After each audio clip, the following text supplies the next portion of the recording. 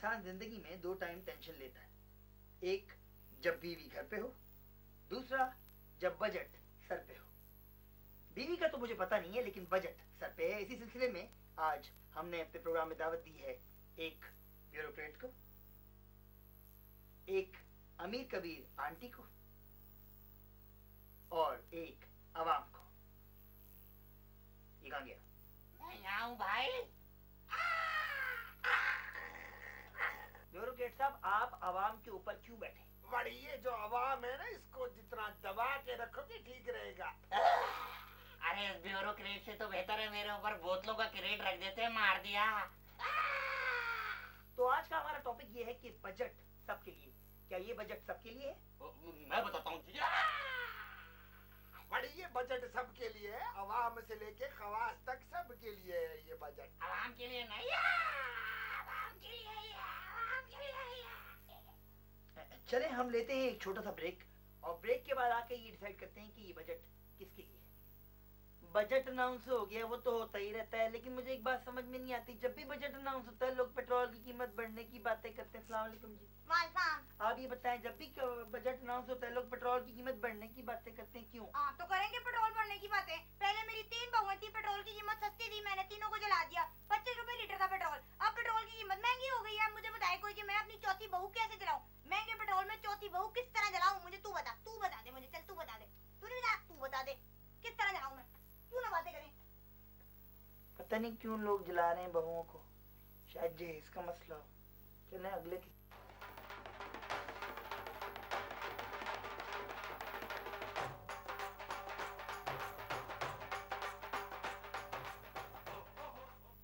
अस्सलाम वालेकुम। बर्बादी ऑफ लाइफ के एक और दर्दनाक और खूबसूरत एपिसोड के साथ आपके सामने हाजिर हैं। नाज़रीन, रिश्ते बनते हैं टूटने के लिए, मगर हमारा प्रोग्राम इन टूटे हुए रिश्तों को मिला देता है। और टूटने से मुझे याद आया कि जब मैं कतर में होता था तो मेरा एक गुलदान टूट गया। तो मेरे एक दोस्त जो कि रिसेंटली अटक से कतर मूव किए थे, उन्होंने मुझे कहा कि भाई आपका गुलदान जो कि टूट चुका है इसको अपने प्रोग्राम में भिजवा दें, कि जैसे कि आप टूटे हुए रिश्ते जोड़ देते हैं तो उस तरह ही हो सकता है आपका ये गुलदान भी जुड़ जाए। ओ चाचा जी, मेरा ख्याल है हमें अपने कैंडिडेट से नाज़रीन को मिला देना चाहिए। जी बिल्कुल, मेरा ख्याल है कैंडिडेट से मिलना चाहिए। मगर उससे पहले अगर मैं आपको सऊदीया का अपना एक वाकया सुनाऊं कि जब मैं सऊदीया के शहर रियाज में हुआ नाज़रीन, करता था। कैंडिडेट से मिलते हैं।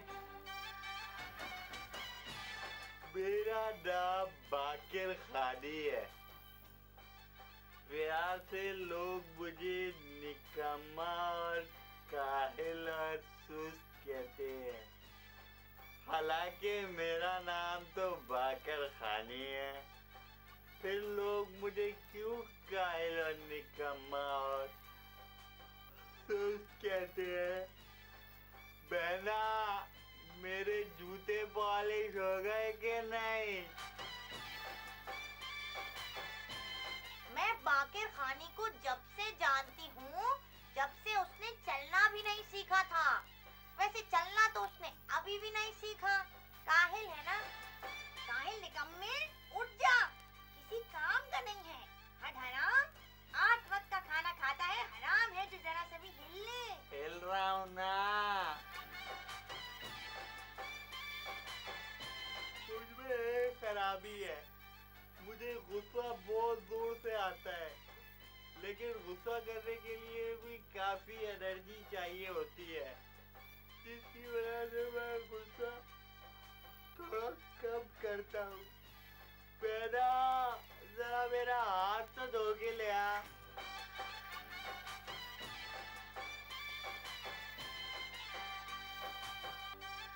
बाकिर एक मेहनती बच्चा है, खुदा ऐसी मेहनती औलाद किसी दुश्मन को भी ना दे। अरे बाकिर साहब, आप उठ गए, सुबह हो गई, 3 बज गए, आपके आराम में खलल तो नहीं आया कहीं? तो अस्सलाम वालेकुम बाकिर खानी साहब। वालेकुम सलाम। मैंने जो भी आपकी फिल्म देखी तो उससे देखकर मुझे अंदाजा हुआ कि आप बहुत मेहनती और एनर्जेटिक इंसान हैं। तो क्या ये सही है? बिल्कुल बिल्कुल सही है। तो आप कैसी बीवी चाहते हैं जो आप पर हुक्म चलाए या जिसको आप हुक्म दे सके? मैं ऐसी बीवी चाहता हूँ जो सारी जिंदगी मेरी गुलाम बन के जिंदगी बसर करे। अगर मुझसे काम करवाने की कोशिश करेगी तो पिटेगी। तो उसे मारने के लिए तो काफी मेहनत करनी पड़ेगी आपको। आप करेंगे?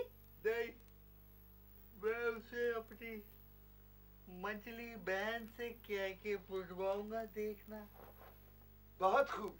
पिटवाने से मुझे याद आया कि जब मैं फलस्तीन में हुआ करता था। अच्छा ऐसा करें, आप मुझे ये बताएं कि शादी के बाद आप काम करेंगे या ऐसे ही बैठे रहेंगे? मैं तो ऐसे ही रहूंगा, अलबत्ता अपनी बीवी से बहुत काम कराऊंगा, सारे काम कराऊंगा, अपना एक एक काम। शुक्रिया बाकिर मियाँ कि आप हमारे शो में आए। आइंदा हमारे स्टूडियो के आसपास भी नजर आए तो टांगे तोड़वा दूंगी। तोड़वा दें जी टांगे, मेरे किस काम की, मैं तो इस्तेमाल ही नहीं करता हूँ, ऐसे ही होती है मैं। और आखिर में आपको एक बात कहूंगा कि एक निकम्मे से ज्यादा काहिल दो निकम्मे होते हैं। जब मैं कतर में था तो मुझे मेरे दोस्त ने मुझसे एक सवाल पूछा। उन्होंने कहा कि कतर में ज्यादा गर्मी पड़ती है कि ओमान में? मैं एक बात बताऊं सर, सबसे ज्यादा गर्मी तो आपके स्टूडियो में पड़ती है। आप एसी क्यों नहीं लगाते? आजकल तो स्प्लिट सस्ते भी हुए हैं। लगा लो स्प्लिट। खुदा हाफिज। मेरे लिए एक स्ट्रेचर ही मंगवा लो, मुझे घर भिजवा दो। इस तरह बैठे बैठे थक गया हूँ मैं बहुत। खुदा हाफिज।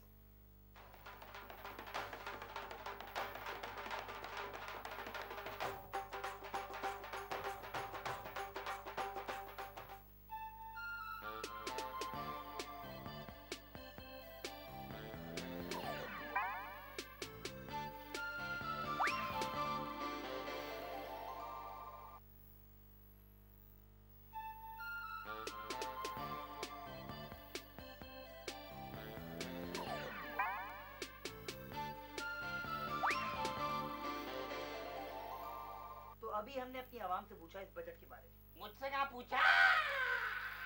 तो अब हम पूछेंगे अमीर आंटी से, उनका क्या ख्याल है 2004 के बजट के बारे में। देखिए जी, पहले ही इतनी महंगाई थी। मेरा खानसामा भी कह रहा था कि अंडे 250 रुपए दर्जन पहले ही थे, अब कहीं 300 रुपए ना हो जाएं। क्या बात कर रही है मोहतरमा आप? अंडे 250 रुपए 300 रुपए दर्जन? मोहतरमा मुझे लगता है आपका जो खानसामा है वो आपके पैसे मार रहा है। अच्छा, पैसे मार रहा हो?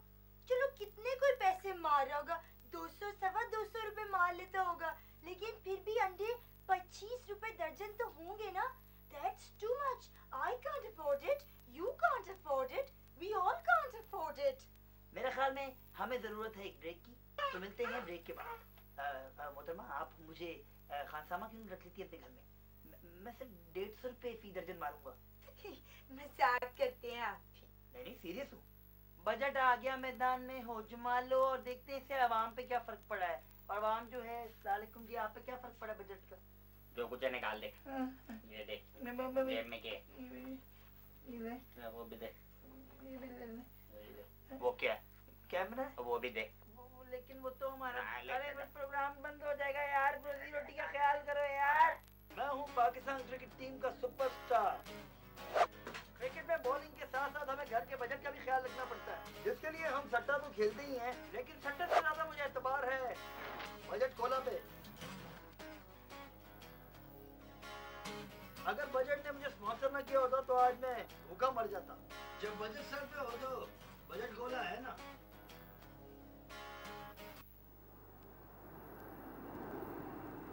अस्सलाम वालेकुम ख़वातीन व हज़रात। बजट एयरलाइंस की परवाज़ महंगाई 420 में आप सबको खुश आमदीद। इंशाल्लाह अब से कुछ देर बाद बजट की परवाज़ महंगाई की तरह आसमान को छू लेगी।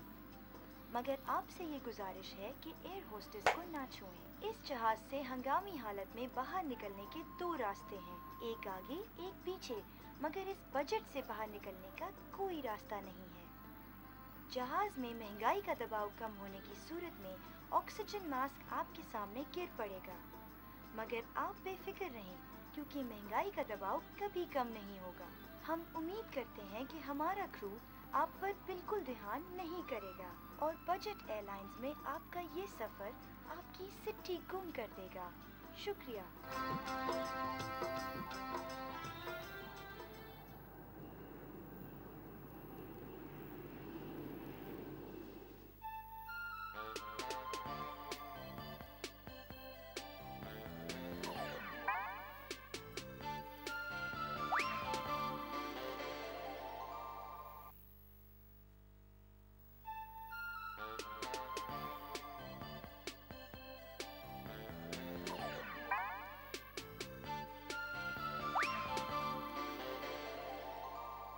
नाज़रीन, बजट सर पे है और आवाम अभी भी दबी हुई है। तो पूछते हैं जी ब्यूरोक्रेट साहब से कि बजट आने के बाद वो क्या वजूहात हैं कि लोग खुश नजर नहीं आते, काट खाने को दौड़ते।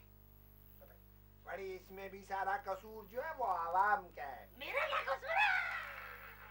मेरा कसूर है, मेरा कसूर है, मेरा कसूर। बड़ी ये कोई बात है शोर मचाने की कि आटा महंगा हो गया, दाल महंगी हो गई, रोटी महंगी हो गई, ये कोई बात है? बड़ी शोर मचाना है तो शोर मचाओ कि लैंड क्रूजर की दरामद पर ड्यूटी बढ़ गई है। ये कोई बात है शोर मचाने की कि दाल महंगी हो गई, आटा महंगा हो गया, चावल महंगा हो गया? लैंड क्रूजर ये क्या होता है? क्या प्याज को अंग्रेजी में लैंड क्रूजर कहते हैं? नाज़रीन, बजट के बाद आवाम जो है वो काट खाने को दौड़ती है या बजट आवाम को काट खाने को दौड़ता है, ये एक लंबी बहस है। तो हम ब्रेक के बाद आते हैं और इस बहस पे बात करते हैं। बजट आ रहा है, देखते हैं आम आवाम का इस बारे में क्या। ओ भट्ट साहब, बड़े तैयार श्यार होके कहाँ जा रहे हैं जी? बाजी मैंने सुना है कि जी बजट आ रहा है नया, तो मैंने कहा चले मैं जाके उसको एयरपोर्ट से रिसीव ही कर लूं। तो मैं एयरपोर्ट जा रहा था, मैंने सुना है यूएसए से आ रहा है बजट, तो फिर मुलाकात होती है आपसे। हैं? बजट एयरपोर्ट आ रहा है?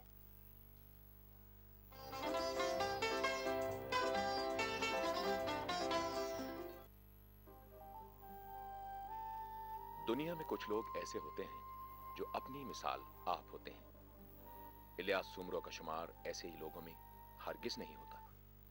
इलियास सुमरो अलाडिनो सांड से 72 किलोमीटर की पैदल वॉक के फासले पर एक गंदे नाले के करीब छोटे से कस्बे में पैदा हुए। पैदा होते ही उन्हें पुलिस ने अपने कब्जे में ले लिया। हमें तो इस बच्चे को देखते ही शक हो गया था कि ये बच्चा हो ना हो बड़ा होके पुलिस मुकाबले में मारा जाएगा। इलियास सुमरो के वालिद रियाज सुमरो एक सरकारी महकमे में आला ओहदे पर फाइज थे। मैं कोई आला अफसर ना आई थी, अभी मैं तो एक मामूली जमादार आई थी। इलियास सुमरो को बचपन ही से कॉलेज जाने का शौक था। बाबा हिनाच क्या है? गर्ल्स कॉलेज जो टाइम हुई थी अभी। हाँ, छुट्टी हो गई। और कहीं फिर लेट कर आई थी अभी। मीडिया में पहली बार इलियास ने एक जापानीज फिल्म में काम किया, जिससे उन्हें काफी शोहरत, जख्म और मरहम पट्टियां मिली।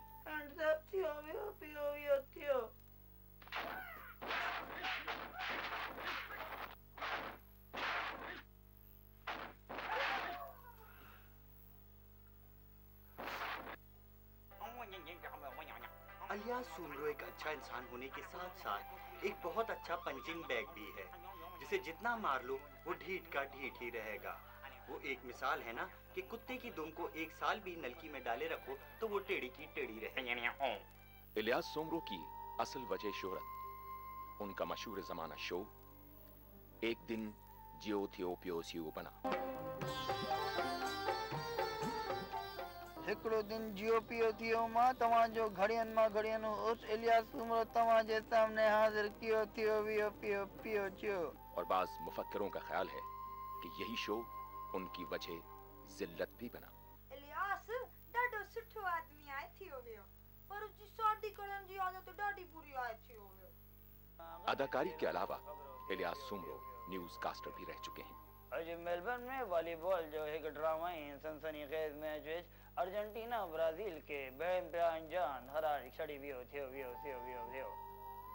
टीवी से पहले इलियास सुमरो एक रिक्शा चलाया करते थे। इलियास अपन का सबसे अच्छा दोस्त होता था, लेकिन जब से वो अपन का रिक्शा चुरा के भागा ना अपन का सबसे बड़ा दुश्मन है। इतना सा था जब उसको पाला उसके माँ बाप ने इस दिन के लिए कि अपन का रिक्शा चुरा ले। रिक्शा और एक्टिंग जैसे मुश्किल काम करने के बावजूद इलियास अपनी फैमिली को पूरा टाइम दिया करता था। बेगम, विराट, अरे बेगम, बात चली गई तू बेगम? अरे बेगम सो गई। बच्चों, अरे गुड्डू नन्हे कहाँ हो बेटे? तुम्हारा डैडी इलियास वापस घर पे आ गया है। इलियास वापस घर पे आ गया है। इलियास वापस घर पे आ गया है। बच्चों कहाँ हो तुम लोग? गुड्डू सो गए? सो गए? हैं? अभी तो सिर्फ सुबह के 4 बजे हैं, अभी तक सो गए। अबे कौन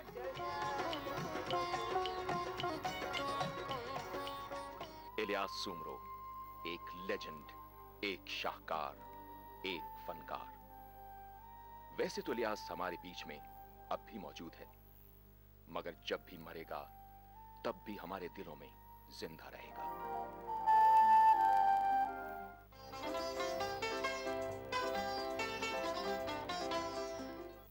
नाज़रीन, प्रोग्राम का वक्त खत्म हो रहा है। आखिर में एक छोटी सी बात पूछते हैं, क्या ये बजट नई उम्मीदें, नई उमंगें और नई रोशनी लेके आ रहा है?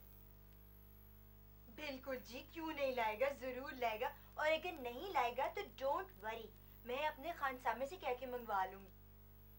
बड़ी इस दफा का बजट आवाम को खुश कर देगा। क्यों आवाम साहब आप खुश? आवाम साहब, हेलो आवाम, उठो बेटे आवाम।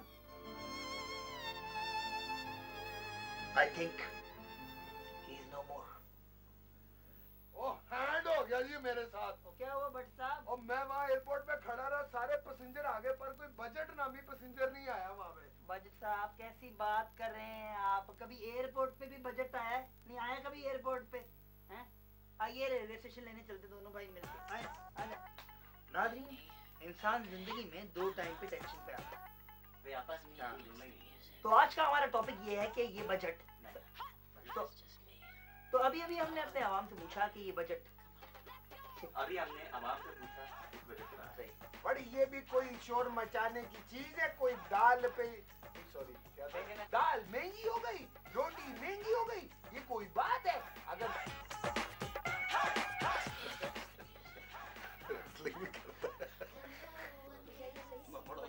मैं बताऊं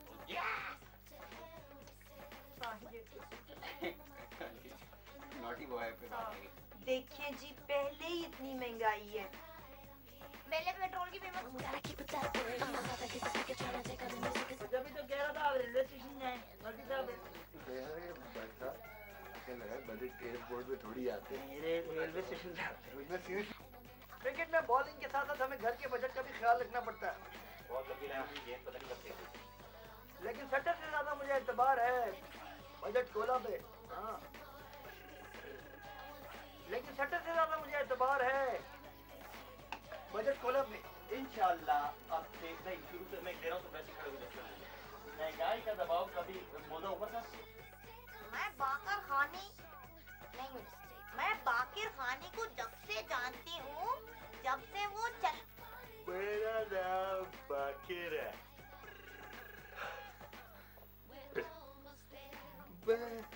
कटो क्या गया ना? नहीं वो ये ऐसा करते हैं, हम अपने कैंडिडेट से मिलते हैं। कार्ड ना था ना, तूने कार्ड नहीं कर रही, कार्ड तो बात कर। इलियास अपन का सबसे अच्छा दोस्त था, लेकिन ये क्या इलियास अपन का सबसे अच्छा दोस्त था? इलियास डाडो सुठो आए। एक दो और चाहल नहीं हुआ इस तरह की चीज़।